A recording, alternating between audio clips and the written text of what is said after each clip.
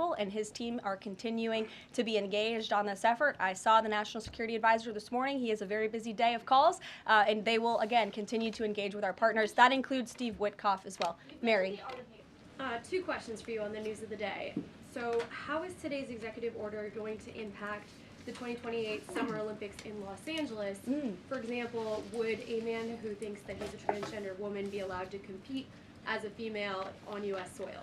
It's a very good question, and the president has actually mentioned this, that he does expect the Olympic Committee and the NCAA to no longer allow men to compete in women's sports. And I think the president, with the signing of his pen, starts a very public pressure campaign on these organizations to do the right thing for women and for girls across the country. Again, this is an incredibly popular position. There have been many notable female athletes who have had the courage to speak out against some very powerful institutions in this country. They deserve to have a voice and a say. The president is bringing their voice to the highest level at the White House this afternoon, and he expects these organizations to comply with this federal executive order that he'll be signing today. Thank you. And one more. On media coverage of this executive order and the topic in general, what's the White House's view of framing that calls men transgender females, or similar rhetoric coming from organizations like the ACLU and GLAAD? Well, it's been very clear. The policy of this administration is that there are only two sexes, male and female. Pretty simple. Brian Glenn. Yes. USAID has gotten a lot of attention the last couple of days with some of these bizarre things that would, as far as USAID funding as well. Does the president have any comment on that? So upon coming out here to the briefing room, I was made aware of the funding from USAID to media outlets, including Politico, who I know has a seat in this room. And I can confirm that the more than $8 million taxpayer dollars that have gone to essentially subsidizing subscriptions to Politico on the American taxpayers' dime will no longer be happening. The DOJ team is working on canceling those payments now. Again, this is a whole of government effort to ensure that we are going line by line when it comes to the federal government's books. And this president and his team are making decisions across the board on, do these receipts serve the interests of the American people? Is this a good use of the American taxpayers' money? If it is not, that funding will no longer be sent abroad, and American taxpayers will see significant savings because of that effort. Thank you. I'd like to give some love to the back row. I've heard that unfortunately they haven't been called on in years past. So Reagan, why don't you go ahead? Thanks, Caroline. The WHC announced that comedian Amber Ruffin, who has called the president a toddler with his pants pulled down, will be the entertainment for this year's Correspondents' Dinner. Does the White House have a reaction to this choice, and will the president be attending the dinner this year? Certainly an interesting choice. I have the president's invitation on my desk. I have the invitation for myself on my desk as well. Haven't talked to the president about it. When he makes his decision, I will let you all know. But definitely an interesting choice of the comedian. I'll talk to the boss about it and see what we decide. Sure, go ahead. Yes, yes. On the executive order set to be signed today, you said that this will be enforced. Can you spell out for schools and the public how exactly the administration plans to enforce this, even at the local level?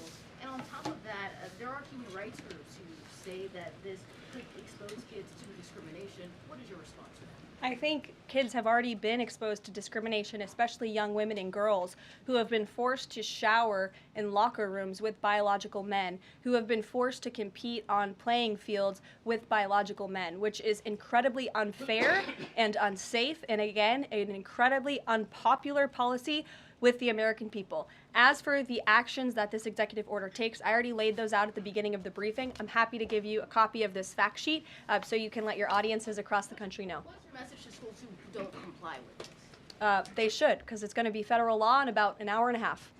To your colleague to your right, to my Thanks, left. Caroline. Yes. Taylor with Spectrum News. You talked a bit about DOJ. Elon Musk is currently a, quote, special government employee who also owns companies that have billions of dollars in federal contracts. You said earlier this week that he has abided by all applicable federal laws, but what steps is the Trump administration taking to address that conflict of interest? The president was already asked and answered this question this week, and he said if Elon Musk comes across a conflict of interest with the contracts and the funding that DOJ is overseeing, then Elon will excuse himself from those contracts. And he has, again, abided by all applicable laws. In the back left, go ahead.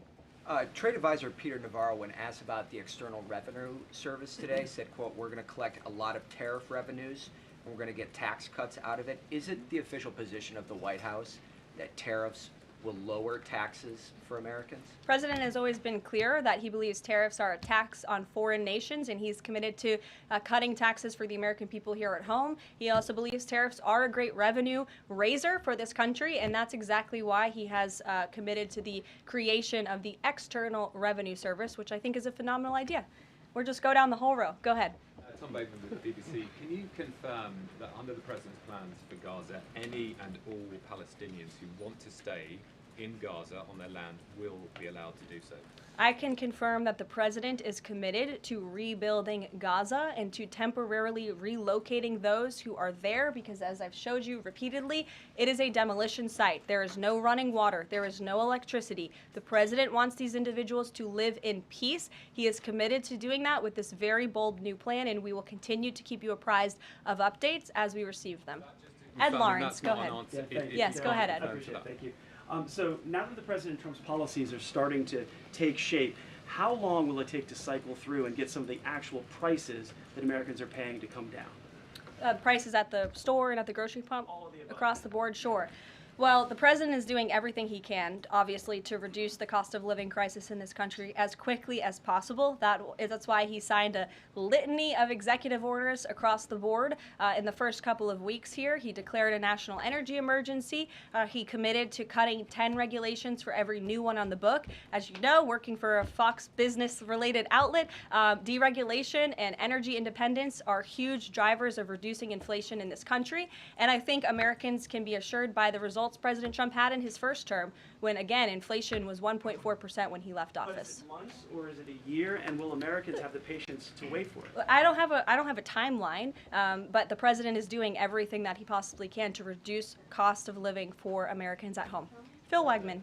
Thank you. Is it worth risking the life of a single U.S. Marine to turn the Gaza Strip into the Riviera of the Middle East? Phil, I'm not sure why you're asking me that question because I've already said the president has not committed to sending Marines or any boots on the ground in Gaza.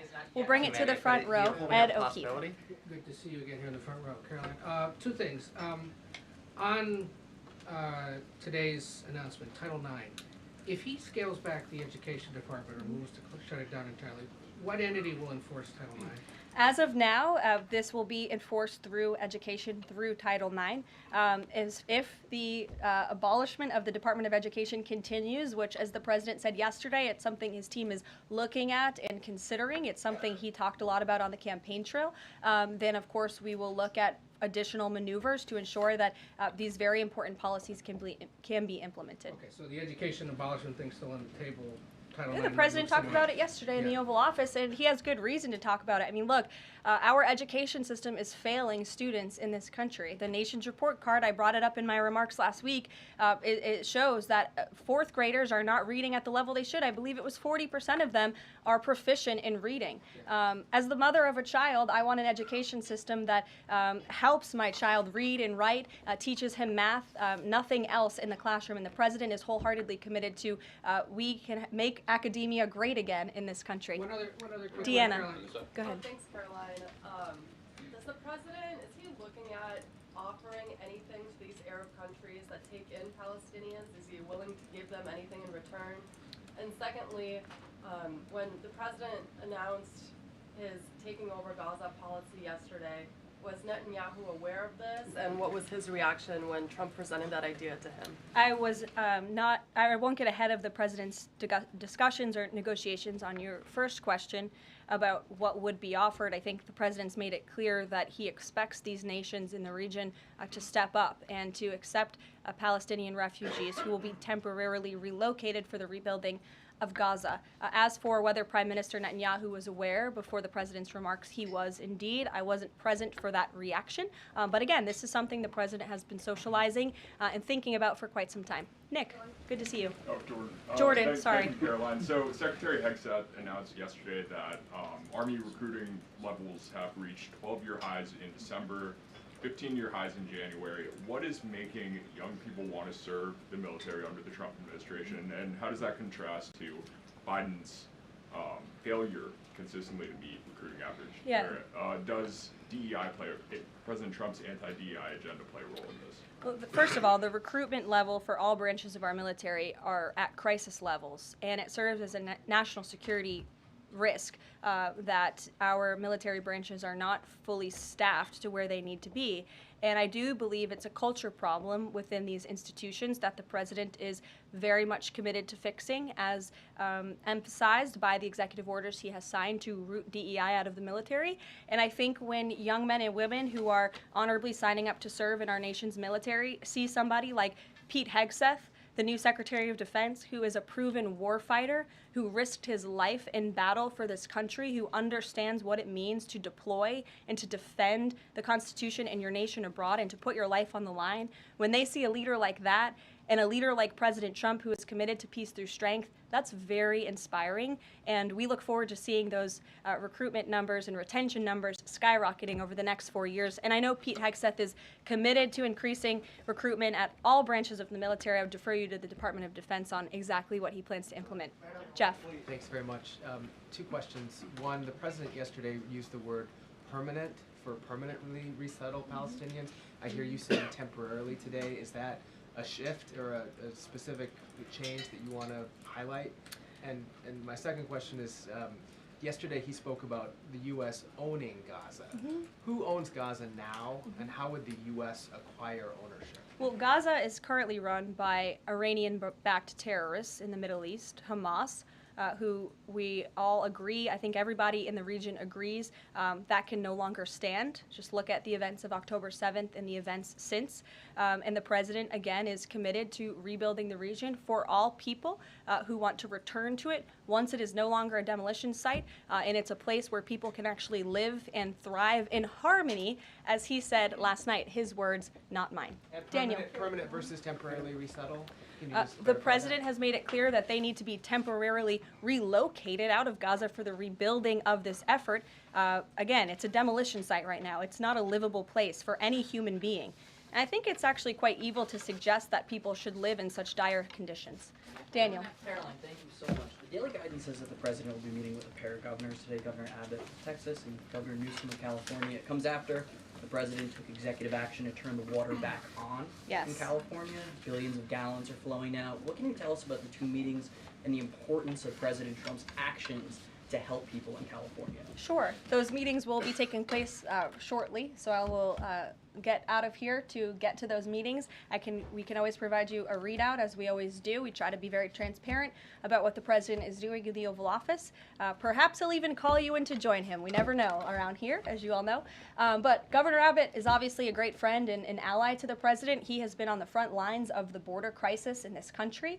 And as for Governor Gavin Newsom, well, the president is willing to work with anybody from blue states or red states to do its best for the American people. And he really enjoyed, the president really enjoyed his trip to Pacific Palisades last week. He felt very inspired by the frustration of the residents there, and he has been wholeheartedly committed to ensuring that the water is flowing in California to prevent these wildfires, and also that people have access to their properties. And he has continued to apply tremendous pressure to Gavin Newsom and also the Los Angeles mayor to allow private residents and property owners to access their property. He believes that's their right to do so, and they should be able to do it. And one more thing before I wrap up, because I do want to get to these meetings, and I will see you all at the EO signing later this afternoon. I would just say that you brought to mind California and North Carolina, who continue to be on our hearts, and the president and this administration are committed to ensuring that these individuals get the funding that they need. And I would just say a strong message to Democrats who are out there pretending to be outraged about the long list of crap that this administration is cutting, federal waste and funding, like $2 million for sex changes in Guatemala, $6 million to fund tourism in Egypt, $20 million on a new Sesame Street show in Iraq, $4.5 million to combat disinformation in Kazakhstan. I could go on, and I'm happy to provide this list to every single one of you. Democrats are outraged that the American people want to be, they want their taxpayers going to good uses, not stuff like this. But then they're very quiet about the fact that there are still North Carolinians and people in California who have lost everything, and in the last 4 years, this federal government did nothing to help them. This president will continue to put Americans first, and I think the successes of this week so far speak to that, and it's only Wednesday. So I'll see you guys later this week, and we'll see you this afternoon. Thank you very much. Caroline.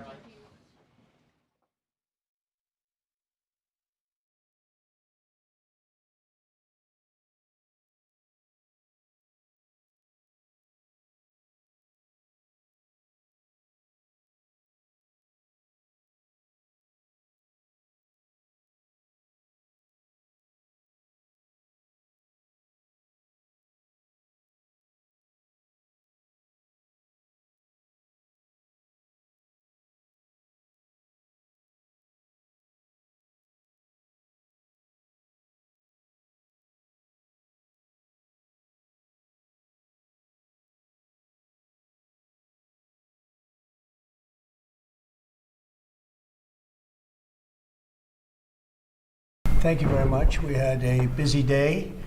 We're dealing with lots of different people and lots of different things. We had some terrific people in today and trying to solve some of the problems that are going on in the country and outside of the country. We're doing very well with respect to other countries really behaving on taking the criminals that they sent into our country, and we're getting them out. These are some of the worst people on earth, and they're getting out and they're being accepted back in their countries, as you've heard, without exception. So a lot of people thought that was not going to happen, but it's happening very full force. Now we're getting some very, very dangerous people out of our country, which is very important. Will, perhaps we'll go through the first one, please. Yes, sir. So earlier today, before the press came in, you signed a commission appointing Chris Wright to be your next Secretary of Energy. We have another commission prepared for your signature, sir. This is Doug Collins to be Secretary of the VA, Doug Collins of Georgia. Two very good men.